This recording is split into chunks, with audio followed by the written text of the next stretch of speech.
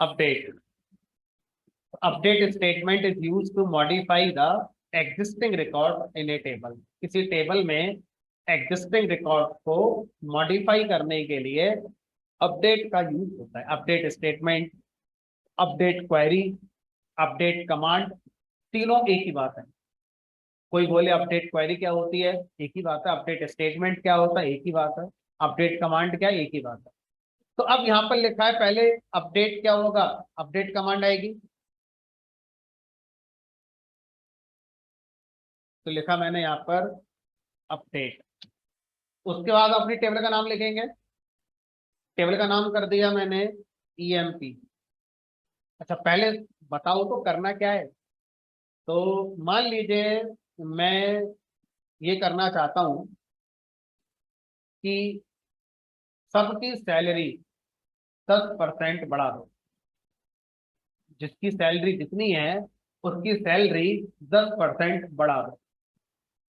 तो कैसे बढ़ेगी, हमने कहा उसकी अपडेट कमांड लिखनी होगी, है ना। अब इसमें चाहे 1 लाख रो हो चाहे 1 करोड़ हो, आपको बस एक क्वारी लिखनी है। उस एक क्वारी को लिखते समय आप जितना टाइम लगाएंगे, उसको सीखते समय जितना टाइम लगेगा, बस वही टाइम है। बाकी 1 करोड़ रोज पर वो काम आपका ऑटोमेटिक हो जाएगा। तो अब वो मैं सीख रहा हूँ। तो मैं चाहता हूँ सबकी सैलरी 10% बढ़ा दी जाए। ठीक है, चलो थोड़ा आसान कर देते हैं। 10%, थोड़ा ब्रेन को प्रोसेस करने में समय लग रहा है। सबकी सैलरी 10-10 हजार बढ़ा दो। अब थोड़ा आसान हो गया, है ना। पहले ये करते हैं फिर 10% भी करेंगे, क्योंकि लास्ट में करना वही होगा हमारे लिए। ठीक है, तो पहले क्या करना है, पहले हमसे कहा गया सबकी सैलरी 10 हजार रुपये बढ़ा दो। बड़े इंक्रीमेंट हो रहा, होता नहीं 10 हजार का इंक्रीमेंट लोगों का। ठीक है, तो अपडेट, टेबल का नेम है EMP। उसके बाद सेट नाम से क्या आएगा, कीवर्ड होगा। तो यहाँ लगा दिया मैंने सेट कीवर्ड। उसके बाद क्या लगाना है, उस कॉलम का नाम जिस कॉलम को आप क्या करना चाहते हैं, अपडेट करना चाहते हैं। तो कॉलम का नाम क्या है, EMP सेल। इक्वल टू, क्या वैल्यू देनी है उसकी, 10 हजार। अरे ऐसे कर दोगे तो सैलरी सबकी 10 हजार हो जाएगी, पुरानी थी वो खत्म और रिप्लेस होकर वो क्या हो गई, 10 हजार। ऐसा नहीं करना है, पुरानी सैलरी में 10 हजार जोड़ना है। तो क्या करो, salary equal to EMP salary plus 10। यानी कि जिस वैल्यू की सैलरी जो है उसमें 10 हजार होकर वापस से सैलरी कॉलम में जाके असाइन हो जाए। अब ये जो ऑपरेटर है, इसके 2 काम होते हैं। असाइन करना भी होता है और कंपेयर करना भी होता है। डबल इक्वल नाम से कुछ नहीं होता। ठीक है, ध्यान रखेंगे इस बात का। तो कैसे पता चलेगा कि सर ये असाइन करने वाला काम है या कंपेयर करने वाला काम है। तो जब आप वेयर के बाद इसका यूज करते हैं, आफ्टर वेयर, वेयर लिख गया और वेयर के बाद कहीं भी इसका इस्तेमाल हो रहा है, दैट मीन्स ये कंपेयर कर रहा है। और अगर आप इसे आफ्टर सेट लिखते हैं तो ये हमारा सेट करना मतलब असाइन करने वाला काम कर रहा है। नाम से काम है सेट करना, मतलब असाइन करना। ठीक है, तो इस सिंबल का यूज आपको ध्यान से ध्यान रखना है। प्रैक्टिस करने से ये हमें और अच्छा आ जाता है। तो update, table name, set salary equal to this. अब ये कह रहे हैं कि आप चाहो तो उसी समय और भी कॉलम बदल सकते हो। आप चाहो तो वेयर कंडीशन भी लगा सकते हो, बट अभी हम सिंपल रखते हैं। तो अभी मैंने बस इतना लिख दिया कि भाई EMP टेबल को अपडेट कर दो। कैसे कर दो, उसकी सैलरी कॉलम की वैल्यू को सेट कर दो इस फार्मूले के साथ। तो इक्वल टू के बाद क्या लगाना है, फार्मूला, जिसके अकॉर्डिंग सैलरी बदलेगी वो फार्मूला आपको यहाँ पर लिखना है। सेमीकोलन लगा दिया। जब आप इस तरह से अपडेट कमांड चलाते हैं तो क्या आपने ये बताया कि किस एम्प्लॉय की सैलरी बदलनी है, हमने कहा नहीं। तो बाय डिफॉल्ट ये अपडेट कमांड पूरी टेबल में जितने भी रोज हैं सब पर ये ऑपरेशन हमारा कर आएगी। और अगर मैं कुछ सेलेक्टेड रोज पर करना चाहूं तो वेयर कंडीशन हमेशा रोज को फिल्टर करने के लिए यूज होगी। किसी भी कमांड में अगर मैं वेयर कंडीशन लगाता हूं तो उसका पर्पस होता है रोज को फिल्टर करना। वेयर से कॉलम फिल्टर नहीं होते, वेयर से रोज फिल्टर होते हैं। कौन सी रोज फिल्टर होंगी डिपेंड करेगा कंडीशन आपने क्या लिखी है हमारे, उस कंडीशन को सेटिस्फाई करने वाली जितनी रोज होंगी वो आपकी फिल्टर हो गई। फिलहाल हमने वेयर नहीं लगाया तो ये क्या करेगा, जितने भी हैं सब पर काम करेगा। 14 रोज अपडेट हो गई। मोनू की सैलरी पहले 20,000 थी, अब 30,000 हो गई। अजय की सैलरी पहले 10,000 थी, अब 20,000 हो गई। तो इस कमांड से हमारा क्या हुआ, सबकी सैलरी 10,000 बढ़ गई। हमने कहा ऐसे नहीं करते हैं जनरली, 10% बढ़ाते हैं, सबकी सैलरी जो है वो 10% बढ़ जाए। तो अब जो अब हो गई है उसमें 10% का चेंज करना है, तो यहाँ लिखेंगे where employee salary is equal to. अब किसी सैलरी का 10% कैसे निकालोगे, मान लो कोई सैलरी 20,000 है तो उसका 10% कैसे निकलेगा, 20,000 गुणा 10 डिवाइडेड बाई 100।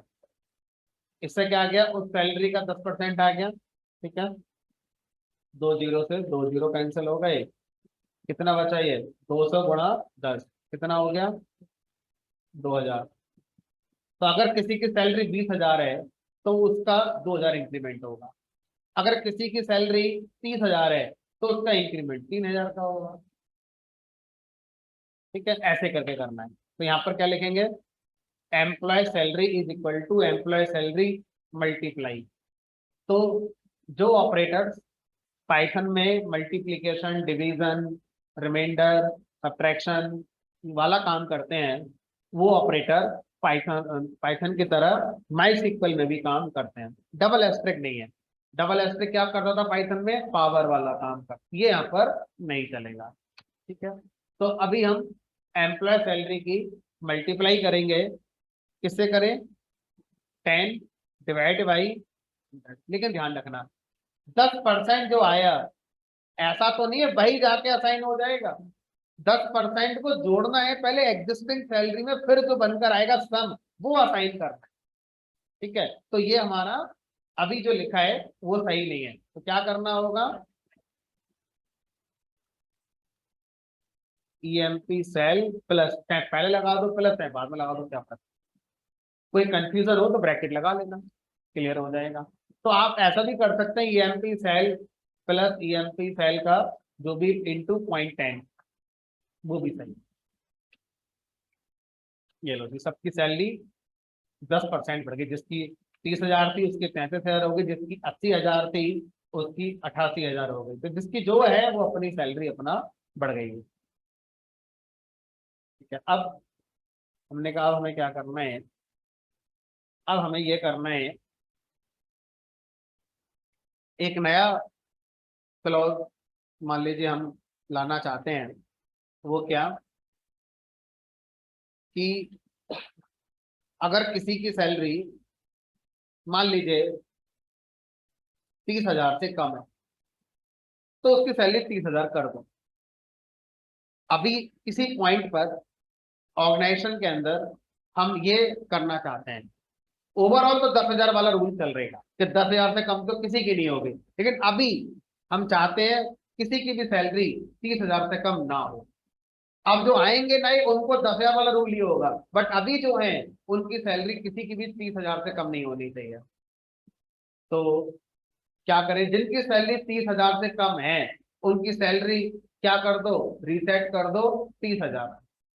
तो क्या लिखे यहाँ पर, update employee set employee salary equal to, सीधे सीधे क्या लिख दो उसकी सैलरी।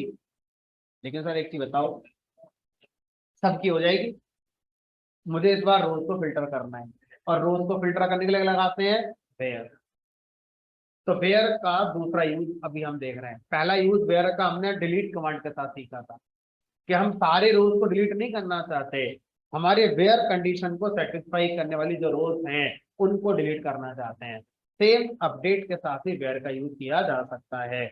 हम सारी रोज को अपडेट नहीं करना चाहते हैं, जो हम वेयर कंडीशन लगाएंगे उस कंडीशन को सेटिस्फाई करने वाली जितनी रोज होंगी उनको हम क्या करना चाहते हैं, अपडेट करना चाहते हैं। वेयर क्या लिखें अब, employee salary is less than 30,000, जिसकी सैलरी 30,000 से कम हो उसकी 30,000 हो जाए। हमें नहीं पता कितनों की है, लाखों रिकॉर्ड्स होंगे, अपने आप एक बारी लाखों रिकॉर्ड में जाकर हमारा काम करके आ जाएगी।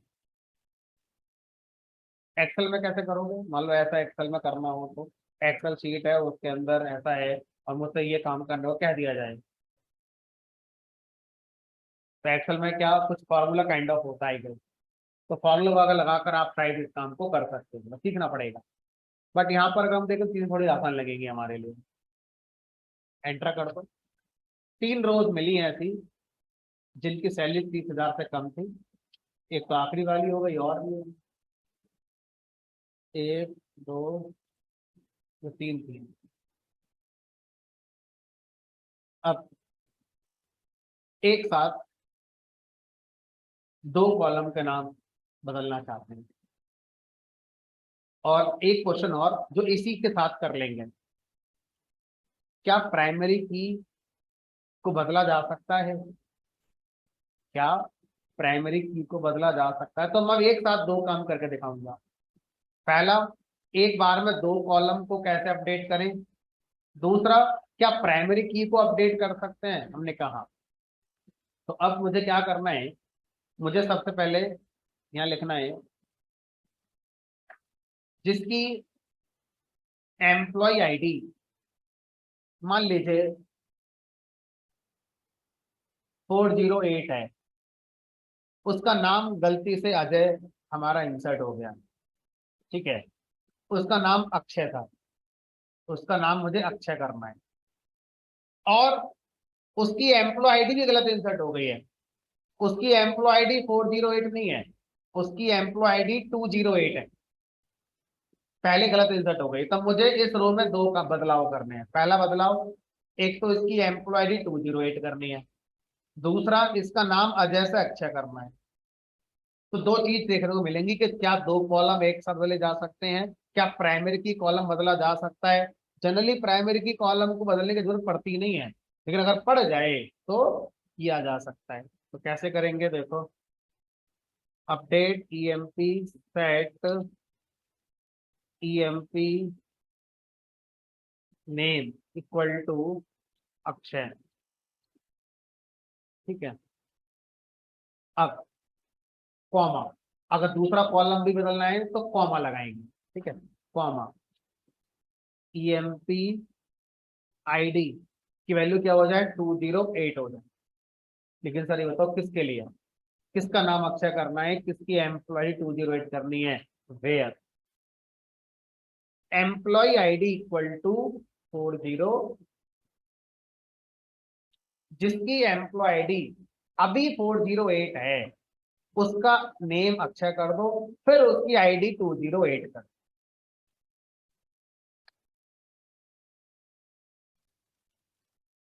दो।